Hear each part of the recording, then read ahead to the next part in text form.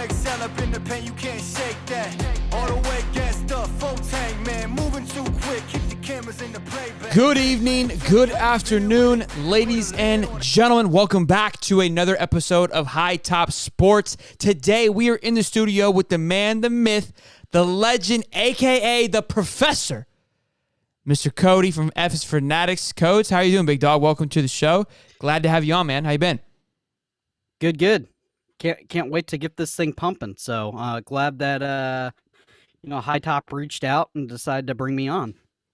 We're excited to have you, man. We've got a lot to go over today. We're going to talk about a lot of NFL stuff, Jaguars talk. Obviously, a lot of noise about the Jaguars having to move for 2 years, possibly, during the reconstruction of TIA Bank Stadium.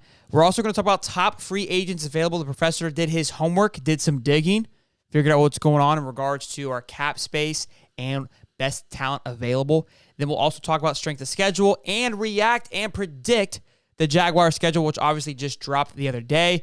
And we'll talk a little bit about the Jaguars video that was released, which was incredible. It was a good time. I'm sure most Jaguar fans have seen it by now, kind of playing on the whole thought process of it being in a script. Really well written, really well recorded. It was a great time. But nonetheless, Andrew Apple, what's going on, man? And Muddy says, random, but we missed out on the Rhode Island DB to Notre Dame. Bro, that hurt, man. We were talking about it, about what could happen if he lands, and then 5 minutes later, he's out of there like nobody's business. So make sure you guys drop a like, show some love. And Mr. Codes, let's talk about the Jaguars getting an upgrade in their stadium. So it's, I don't know, it's a typical Jaguar situation.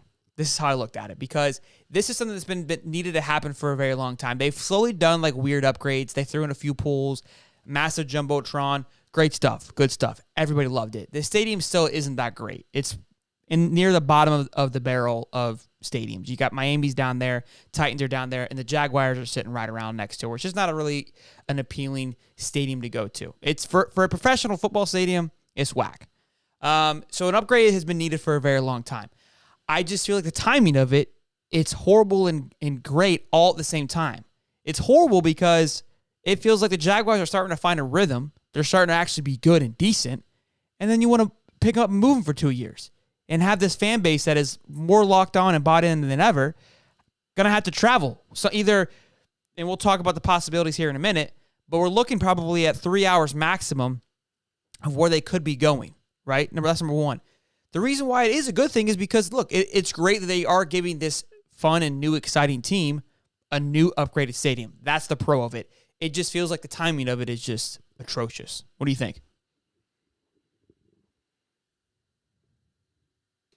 You're muted, big guy.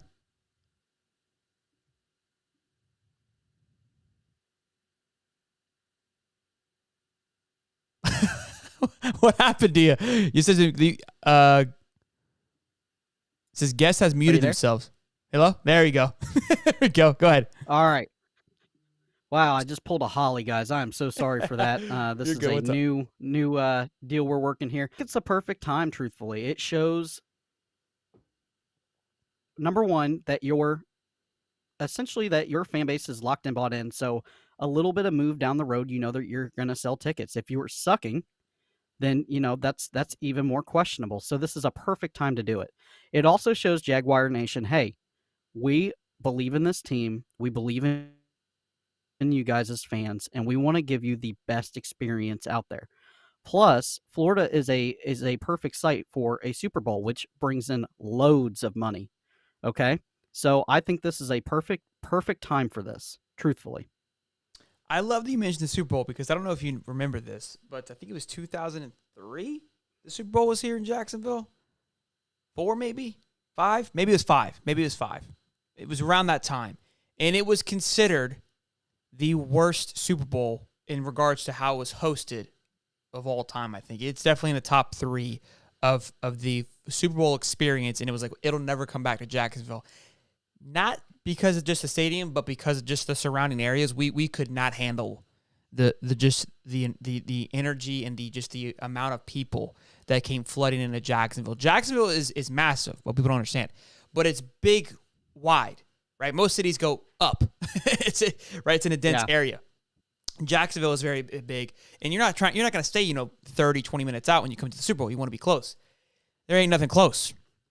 If you ever been down here, it's kind of in the middle of not nowhere, but it's in a city, but there isn't anywhere to live around that or stay around it. Now, that would be something that I would like to see is more places built up around it. Look, would a new stadium help with the possibility of it coming back, which is obviously great for the city of Jacksonville? Yes, absolutely. And look, I love your opinion on, hey, it is nothing but good, and it does show because there was always a lot of noise. Are the Jags going to move to London, especially because they were that first team to put their toe in the water of playing over in London? And now it's like the Jags own London. And it's like, we'll talk about that a little bit later on when we talk about the schedule. But look, I think you're right. There's never a right time because you have to do it. And with the energy as high as it is, it's maybe a lot easier to get the front office and everyone to buy in, like, hey, this is worth something because look what Jag Nation, look how these guys represented. Look how this fan base came out last year in the playoffs. I mean, we were all in, and you want that experience to be better and better. And yeah, that's it, bro. Going to a Jags game at 1:00 in the afternoon in Florida in August, September, October is absolutely brutal. You come out looking like a lobster every time. You're like a burnt French fry.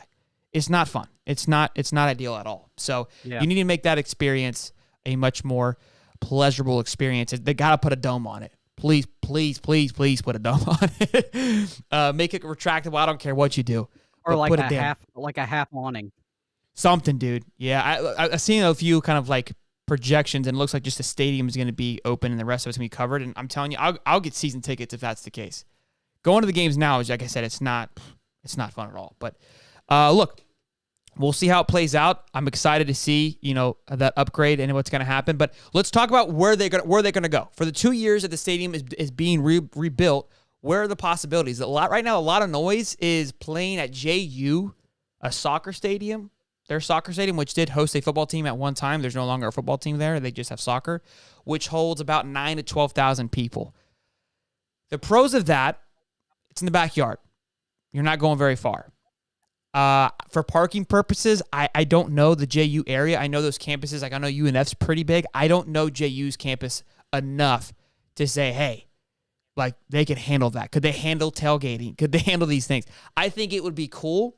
There's a pro of this, of it being close, but also 12,000, 9,000 strong.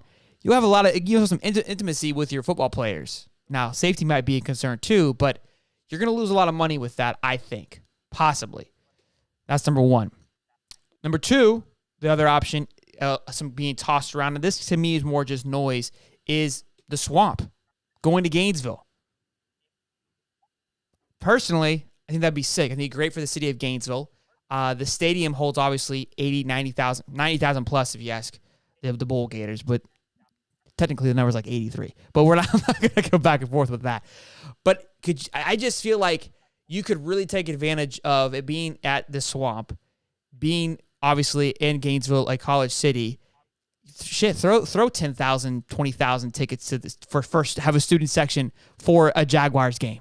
You know what I mean? Like, there's opportunities there that you could really capitalize on. How does that work out with switching, from paint to orange and blue? Not necessarily the stadium, but the field, right? Orange and blue to the Jags.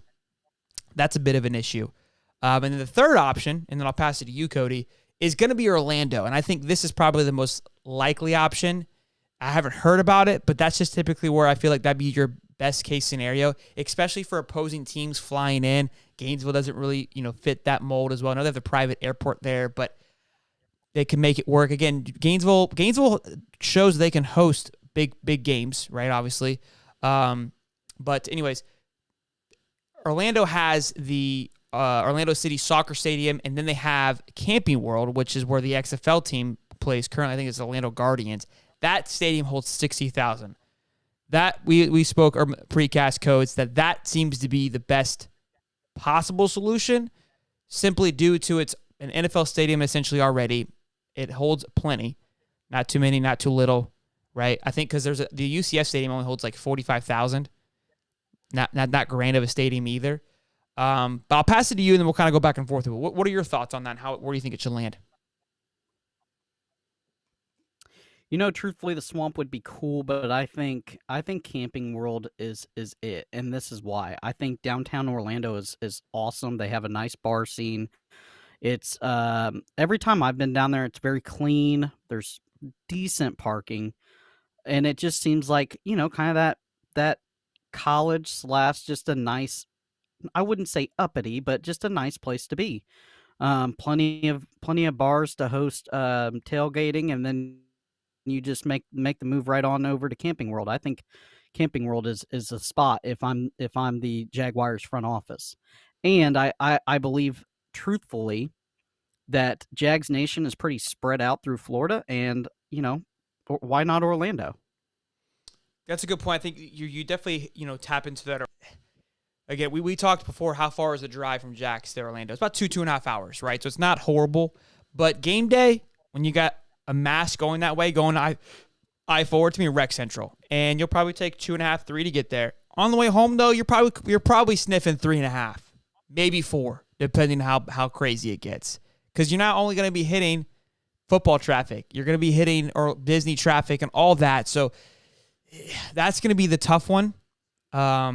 Look, I think coverage-wise and being able to, how it appears on TV, Camping World definitely is the better option. But we'll see how it plays out. Again, I don't know how far they want to go away from Jacksonville. Ideally, the best case scenario. I know right now they're looking around Jax. That's their plan. That's what they keep talking about. Is they're trying to find a stadium around Jacksonville. They want to keep it as close as possible. I've heard a few tosses be like possibly London. That'd be crazy to me. Like they're in London for 2 seasons. That would be wild. I would hate that. That would be the worst case scenario in my opinion. You even mentioned possibly Miami going down the Hard Rock Stadium. I think out of those, I think that's probably the I would say above Gainesville. Gainesville, I mean that's being tossed around, but that just doesn't seem. Again, the traffic wouldn't be as bad. Bunch of back roads and whatnot. And it's about an hour and a half, 2 hours, I think, to Jax, a little bit closer to Orlando. So we've got a year or two till that's all settled up, but we'll see how it plays out for sure, though. All right, boys. Yeah, most definitely, and I think good. Most definitely, and whoever gets it, it's going to help the local economy. So there probably will be a little bit of a bidding war to get the Jags. Yeah, that's a good point too. Is hey, maybe it comes down to who's going to throw up for it and be all in on it. I didn't even think about that part. Next, moving on to top free agents available for the Jags. We're going to pass it over to the professor now to go over a list of guys that he took a look into based on availability, what the Jags need, and then on top of that, can they afford it? Coach? Yeah, so I did a little digging. That's what I do. I am the professor, okay? And so, Jags got $14 million. And so what do? I go on PFF. And I will tell you this. I didn't realize PFF was a paid subscription site. So what I did is I went ahead and put the email in to Katie at HR. She sent the request over to Holly in accounting, and then he's going to send it over to Shelton in purchasing that's got the black card.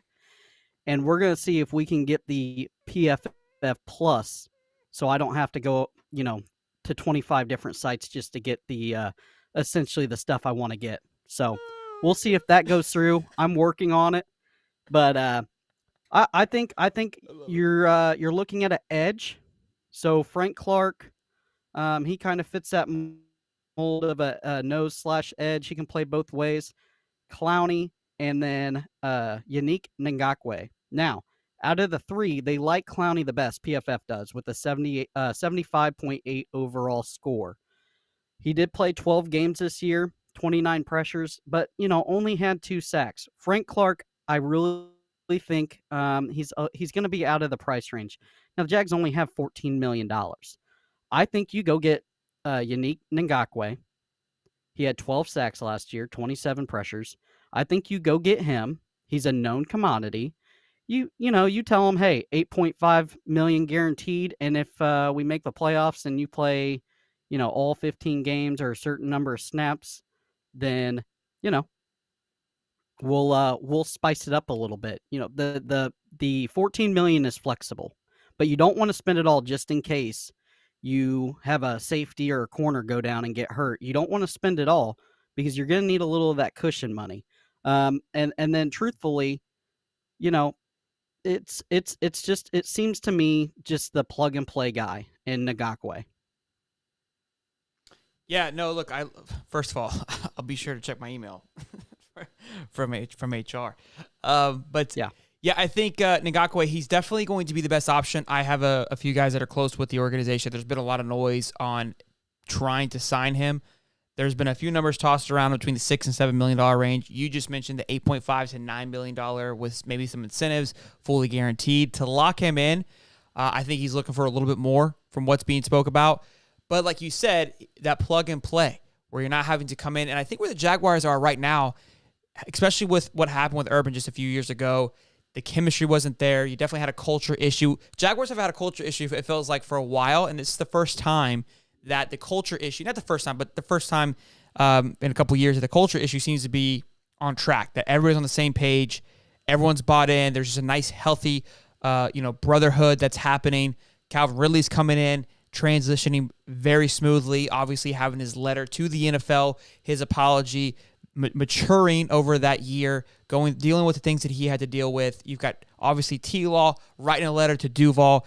The energy behind this right now is the greatest that it's ever been. So you've got to be very careful on who you plop into that, that science project, that chemistry buildup that you have. You can't just plug and chug anybody, because it could, no matter how great that player is, could cause a disruptance in the locker room. So obviously, Calais Campbell was a top end option. He ended up going with the Falcons. At the time, seemed like a pretty crazy sign because I think a lot of people thought, no way he just goes. If he goes to the Falcons, it's got to be a money grab because how do you go there with only a few years left? But Falcons kind of put together something pretty nicely with the draft with Drake London, Pitts, and Bijan Robinson. So maybe the Falcons aren't as dead as we think they are, especially in a division that is nowhere near, looking to do any damage. They got the Saints, who we're going to talk about, have considerably the most easiest schedule.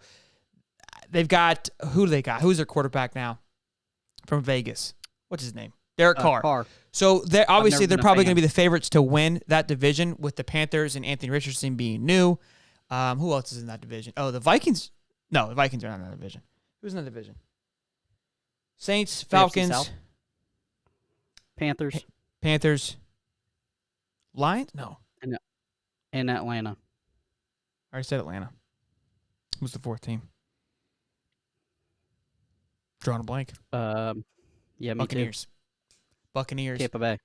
Who was also in shambles. So maybe he, kind of like digress here, but maybe he made a little bit of a smart move by going there because that division is pretty wide open, in my opinion. So obviously the Jags too, it feels like it should be their division to lose at this point, especially when you have three of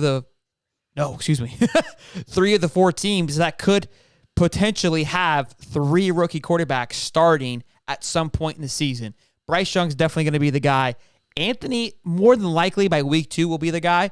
Will Levis and Tannehill, sounds like Malik's going to be out of a job there. So Will Levis could take over halfway through. So it's definitely the Jags to lose. So you don't want to mess that up. But I don't think you're adding players to win that division. You're adding players to beat the Chiefs, the Bengals, right? Those are the guys that you're trying to beat. So we'll see how it plays out. But yeah, Ngakwe obviously is a top pick for me.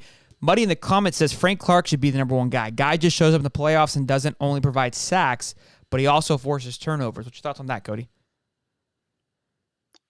I get that, guys, but you got to understand this is a salary cap league, and you got $14 million. What you would have to do with Frank Clark is you would essentially have to sign him to a multiple-year deal and load the money in the back end. So you sign him for like 3 years. You give him he's going to want $15 million a year. So you're looking, that's a lot of money. That's $45 million. You would have to backload it towards the rear. And do you really want to do that? I don't think so. Not when you can go get Ngakwe. I get Frank Clark was a wrecking ball, but Ngakwe had as many pressures and he had 7 more sacks than what Frank Clark had. All around 29 years old, so all about the same age. But I think, look, make a good point. I think Muddy also makes a good point too with having Super Bowl experience and being in that big game. Definitely a big factor there. And the Jags are in a weird scenario with the cap space. They've got a lot of guys in the coming years that are going to be looking for money. T-Law being one of them. Josh Allen being one of them. Evan Ingram right now is in a weird situation. They got the franchise tag on him currently. I think the kid that just drafted out of Penn State, that new tight end, I definitely going to think they're going to take that into consideration on what they do with him. They're obviously still paying Kirk a lot of money. Calvin Ridley just came over. Zay Jones got a lot of money tied up, which is good. It's not a bad thing.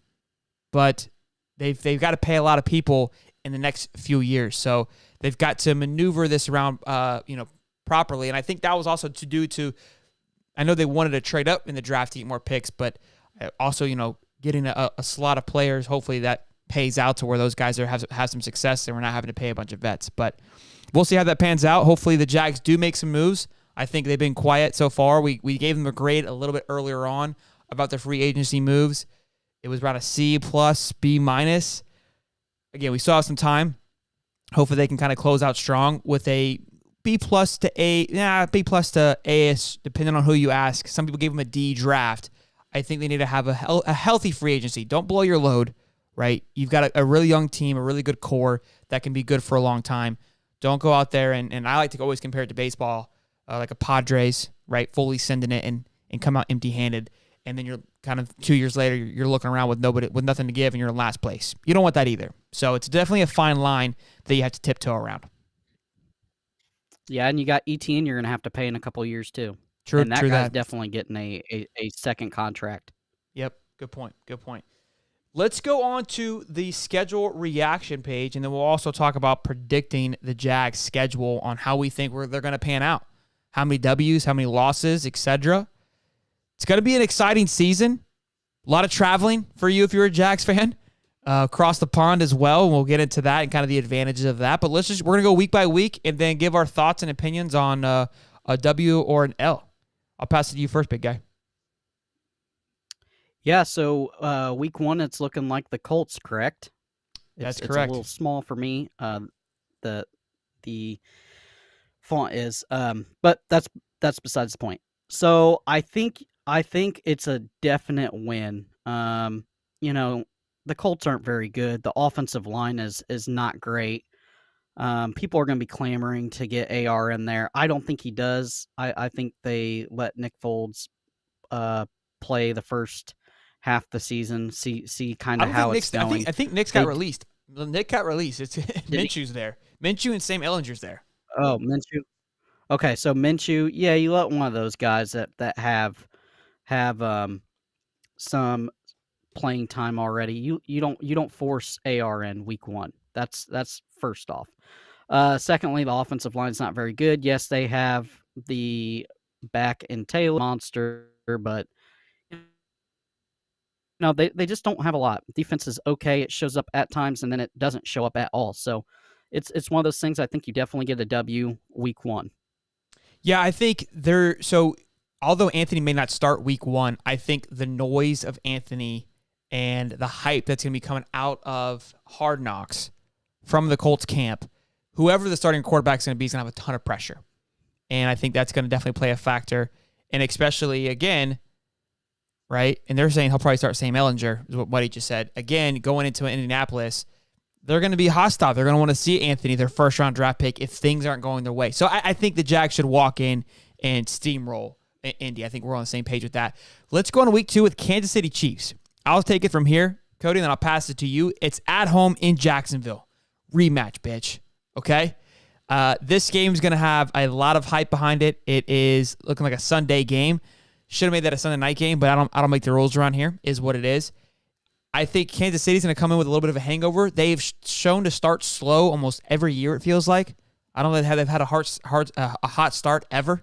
Doesn't matter, though. They'll be fine. I'm not saying that they're going to be abysmal by any stretch. I just think they're going to start off slow. I also think the off-field noise with Jackson Mahomes, Patty's little brother, definitely going to play a factor in that. But he just went to jail for sexual harassment. That's definitely going to be rolling into the beginning of the season and probably having some kind of trial going on during that time. It's going to have a factor, whether you like it or not. I think the Jags going to be hot and ready to go. I'm saying 2-0. What do you think?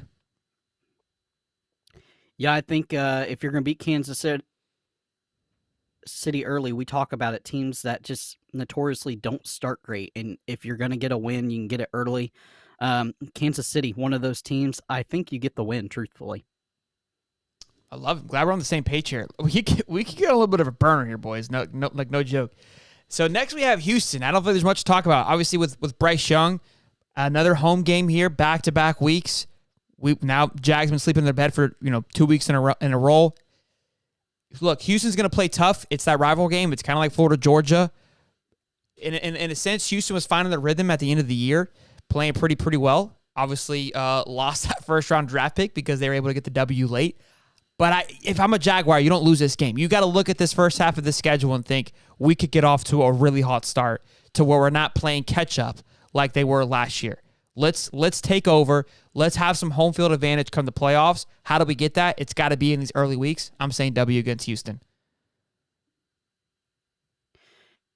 yeah, I'm going to have to agree here too. And truthfully, it's kind of you're kind of in the same realm as what the Colts are.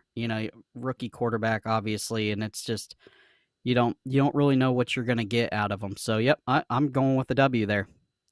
Love it. Moving on then. We're on a hot start here, boys. Off to London. Jets up, wheels up, babies. We're going across the pond to London. A little British, eh? Little 45, little flat over there to face Atlanta. Obviously, they're in shambles on the offensive side of the ball as well, too. It's a home game because we'll be considered a home, but it really is a home game for the Jacksonville Jaguars. Like, you can't sit here and say that it's not. I know they're traveling, whatever, but they're so used to this at this point. You got some young guys on there that aren't that used to it. But you go to London, the Jaguar fans are going absolutely berserk over there. So you got to think this is an easy dub. For some reason, Atlanta and Jags, that's always a weird kind of funky game. But I don't see the Jags losing this game, especially if they're on a 3-0 start. They're going to roll into London feeling hot. Yeah, most definitely. I'm going to chalk that one up for a win. I don't know that the Jaguars have ever been beat in London. I think that's like their secret sauce. So, I think this is going to be very interesting. You go in early, and we're going to talk about this for a second, Shelton. Now, you have back-to-back games in London, and obviously the second team is harder than the first team. And boy, what an advantage, because you're staying in London. You might as well. They can set you up with a little practice facility somewhere over there. And you stay in London, and then you roll in the Bills that are coming from a long flight, and you can just absolute steamroll them. Yes, and they did lose to Seattle last year in London, just to go to your point. But, yes, playing Buffalo after already being there for a week. And can you look and see who Buffalo plays week 4 and where they're at? Because that's definitely going to be a factor. I meant to look that up before the cast, but I didn't. It's going to be another big test, another big game, kind of like the Kansas City game. But, again, we have the advantage. Like you said, we're going to be there for the week. Home game. We're going to be on our 1, 2, 3, 4, 5, 5th home game. 1, 2, 3, 4th home game in a row. At that point, the juices are flowing. But I think it's another W. I could see us easily going 5-0 right there. Who do they play first? They play the Dolphins. Going to be a hell of a game. Hell of a game. Yeah, that's going to be a tough one for them because, they got to play the Dolphins at home and then get on, all busted up. They got to get on that long flight. What time is the game?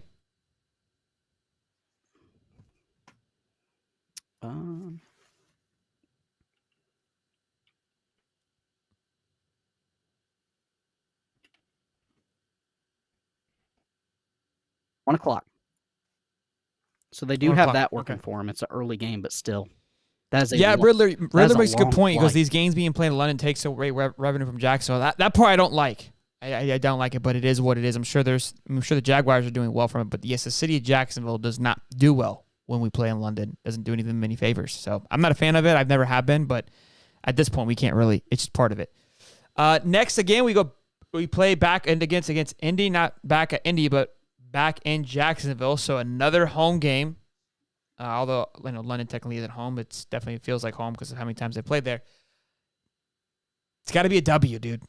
At this point, Anthony's probably starting, but he's trying to find his feet, trying to find his ground. It's going to be a tough one, I think, this time go around. I think it's going to be a much fought game. Indy's going to be on their 6th game, obviously, so are we. The wheels are going to be turning, but the Jags should be feeling good about themselves. At the Chiefs, this could be a game you trip up on, but you got to see the long term goal here, and it's to win out, obviously, and have that highest seed. So you're going into the playoffs with home field advantage and as much as possible, so you can get Mahomes at home versus in Kansas City. What are your thoughts? Yeah, for the Colts, I'm gonna say this, and it might irritate you. It is extremely hard to beat a team twice, and Anthony back in Florida, bunch of family and friends there. I think he goes off, throws something like 5 or 6 touchdowns, and they beat the Jags. Okay, I like that take. That's a good point. That's a good deep there. Let me add an L for you then, since you're being a hater. And we'll put that on there next to it. So next, is we it have. that bad? Would you be that sad? No, I'd be happy for Anthony. I really would. Personally, I would be happy for him. I think it'd be kind of cool for him to get the W. Especially if he is starting. If he's not starting, then no, I don't want him to get the W, obviously. But I feel like a homer right now, which I hate. I'm kind of glad that you pushed back a little bit because the schedule does seem pretty easy. I think a lot of people have us losing to Kansas City. I'm feeling confident based on what I said. The Buffalo game could be an L because we're playing New Orleans on Thursday night. The Jaguars, again, pros. I'm playing it Thursday night, prime time on Prime, Amazon Prime. And they're playing New Orleans. Now, Derek Carr, that's no slouch of a football team. I don't care if it's going to be his first year. That's no easy walk in the park. So that's going to be a tough game. You got an experienced guy back there. But you've gone through Buffalo. You've gone through Kansas City. You're playing in New Orleans, which is Dome Stadium. It's a loud stadium nonetheless, but I don't know. I still like the Jags here. But because I'm thinking next week they're going to take the L. So I'm going to give them a W here in New Orleans.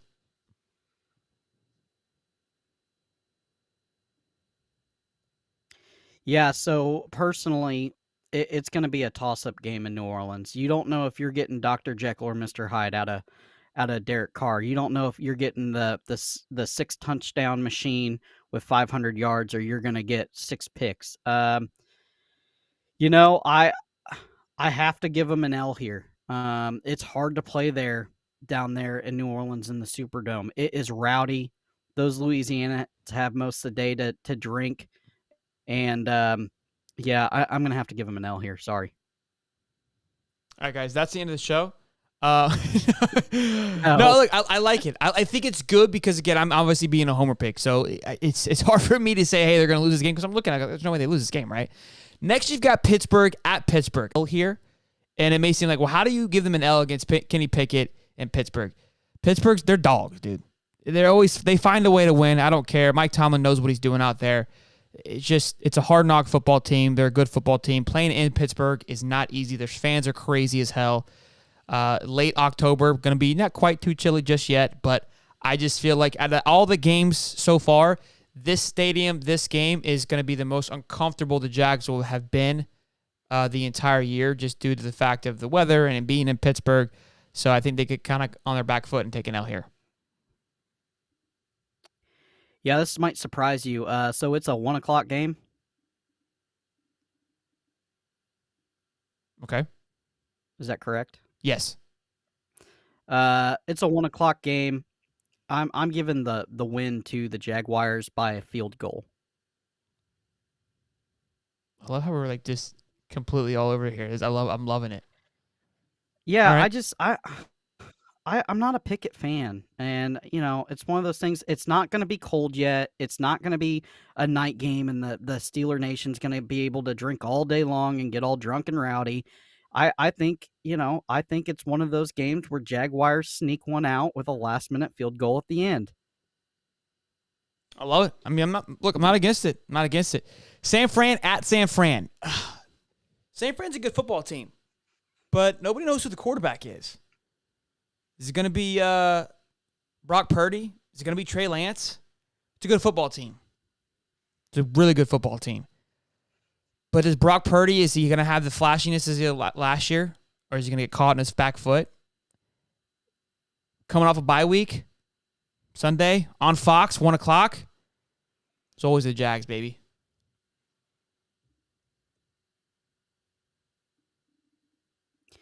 Yeah, I have to agree there with a win for the Jags. I get that's a great team, but the quarterback position is just the big question. Now, if you have a quarterback position, you have the head coach there that is the quarterback guru. So I mean, there is that, but I don't see it. Obviously, week 9, very, very important, guys. Let's break this down for a second. You don't want your bye week too early, and you don't want it too late. You kind of want it right in the middle so everybody can heal up a little bit and you can make a deep playoff run. Week 9 is perfect on a bye week. You got essentially 2 weeks to scheme for them. I think you get a win. Love it. Next, we got the Titans. Fuck the Titans. W. You're up. Yeah, I think Tennessee, man, it's tough. I'm gonna have to go with a win for the Jags. Derrick Henry's getting old, and it depends all on Derrick Henry on what he's gonna do. He might And not you're even be getting late there. in the season. Yeah, you're getting late in the season. It's one of those things. I got to give him a W. I think Houston, it's going to be a tough game. Just, again, a rival game. Second time playing them at Houston. At this point, Bryce is going to probably be finding himself, be a little more comfortable. Probably got a few W's under his belt. But if you're the Jags, you got 1 or 2 losses, depending on whose record you're looking at. You're in the whole home field stretch here. You're playing for, again, home field advantage throughout the playoffs. It's won by winning these games right here. You got to win the in-conference games away. Going with the Jags. Got to think big here. Yeah, I'm gonna say this. I think it's a loss for the Jags. It's hard, like I said before, hard to beat a team twice. And we'll see what that offense looks like. But I just don't see it beating them twice. I get the playoff implications and all that, but you just kind of went through a grueling, grinding game with San Fran, and if Henry's there at Tennessee, you gotta wonder how beat up the defense is. Love it. Next, we've got the Cincinnati Bengals. Monday night primetime football, baby. 8:15 p.m. on ESPN, December 4th, 3 days for my birthday. Gonna be a big one, but I gotta give it to Joey Burr and the boys in Cincinnati, because them Bengals are good, boys. And T-Law and the Jags haven't given me the trust just yet. I might be wrong coming through the season. I'm like, hey, I'm feeling pretty good about it. And I'll check myself before I rip myself if that's the case. But at this moment, I got to go with the dirty Bengals. Yeah, I'm gonna have to agree with you. Big L there. As long as the Iceman Burrow is slinging the rock over there, I don't see the Jags winning that one. Love it. Then we go to Cleveland, at Cleveland with Deshaun Watson. It's complete shambles over there. I think they're going to come off a short week at Cincinnati. Going into Cleveland, dog pound can get rowdy, especially in December. It's a little chilly. I could see a skid here. And I'm going to give them an L again. Yeah, I'm actually going to give them a win here. The Browns are the Browns. I'll leave it at that. I like it. Look, I love a win here. I'm trying to be realistic here. Then we go into Sunday night. A couple primetime games for the boys. 8:20 on NBC against the Baltimore Ravens. The newly signed Lamar Jackson. The newly signed OBJ. Back home, though, Duval, late at night. Son. It's always the Jags. They're going to bounce back here. Give me a W. Yeah, I'm going to give him a W here, too, just because Jackson I don't know if he's yet to make a whole season yet without getting injured. And it's one of those things. The offense is not great. The defense is they have a really good defense. But if you can just sneak a touchdown or two, you can come away with that win at home. All right, I'm going to wrap up these last 3 games because I've got the same for all of them here. Closing out strong. You got 3 losses. We both have them at 3 losses, just kind of every different way. And at this point, Tennessee, late in the season, I think we showed last year we can get it done. We beat them twice at the end there. Carolina is going to be trying to figure things out with C.J. Stroud at home. New Year's Eve, Duval is going to be rowdy, no brainer. Tampa is going to be a middle of the pack team. Could we slip up there on Christmas Eve? We could, but it's almost going to be a damn near home game playing in just 2 hours away from Jacksonville. I think they'll be fine. I'm saying they're going to win out and finish the season with 3 losses. Yeah, I'm going to agree there. For sure, 100%. You know, Tampa Bay, they don't know what quarterback they're going with. Carolina, we'll see if CJ Stroud, now he can light it up, but I just don't see it. The only thing is Tennessee, that's a 50-50 game to me, just because, one, you're playing them twice, and For sure. two, Derrick Henry gets better as the season goes for some reason. It's the wildest thing ever. It is. I just think that game is going to have a lot more playoff implications, just like it did this past year.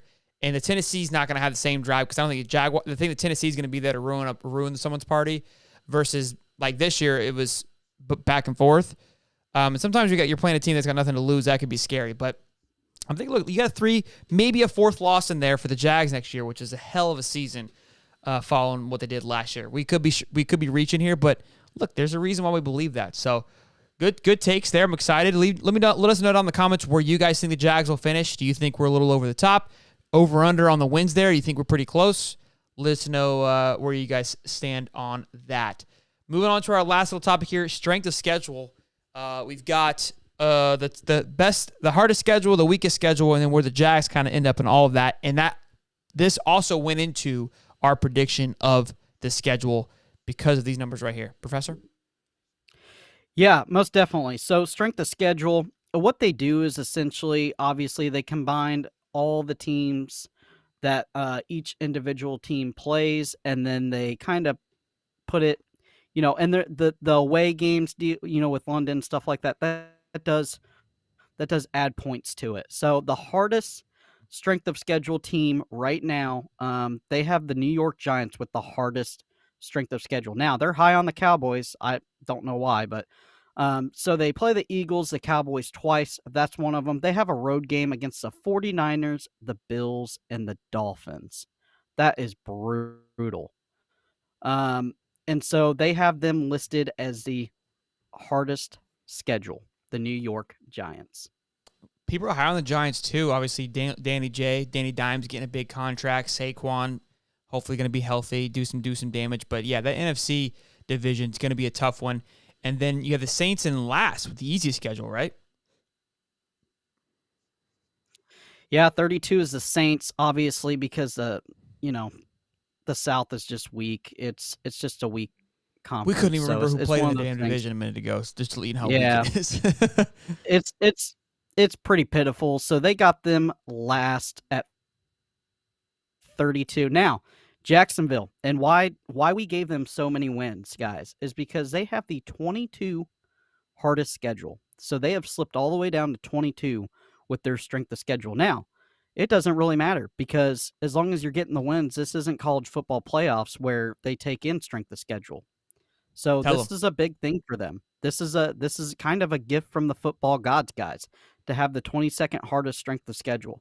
And they do take in the back-to-back London games as a big factor in that. I did see that on PFF. As an advantage for them, PFF. right? Yeah, as an advantage for them. Because I mean, they think about do so well there. You've got 2, 4, 6 out of 18 games that are your in division games with hold on. Sure. No, maybe it's not 6. Well, I guess it depends on what the Titans do. But you got the Colts and Houston that have a rookie quarterback, and possibly the Titans. So you got 2, 4, 6 of your 18 games that are going to have a rookie quarterback playing, and it's just not going to be that's powerful of a team. Plus, you've got Atlanta with a young team that's on their schedule. The back-to-back in Houston. So you're playing a lot of young teams. The 49ers, unknown quarterback situation. Buffalo, Kansas City, Baltimore, Pittsburgh, young quarterback situation. But those are the kind of your hardest games, just simply due to quarterback play and having more experience. The rest of them are all very young quarterback play. And it's the Jags. All those games we just went over, it was the Jags games to lose. So we'll see how it plays out. It's definitely going to be exciting. I'm looking forward to it. Obviously, we're going to be doing a lot more coverage here on the show. That's all we've got for you guys tonight so far. I hope you guys enjoyed it. Professor, I hope you had a good time. I know that I did. We're going to, again, be doing this a lot more. We're going to figure out a night. I think we're going to look towards Sundays of being our consistent schedule that works for both of us, that we'll be going live every Sunday to talk about Jags and all NFL talk and look to expand this brand some more, because I know we got some Jag fans in here too. So appreciate you guys, Dave Wilson, Kirsten Muddy, you guys coming in here hanging out with us tonight. Much appreciated. Make sure you guys drop a like, subscribe, show some love. And until next time, I'm Shelton. And I'm Cody the Professor. Let them know, boys. You guys be good, be safe. Have a great Saturday. Happy Mother's Day to all the mothers out there tomorrow.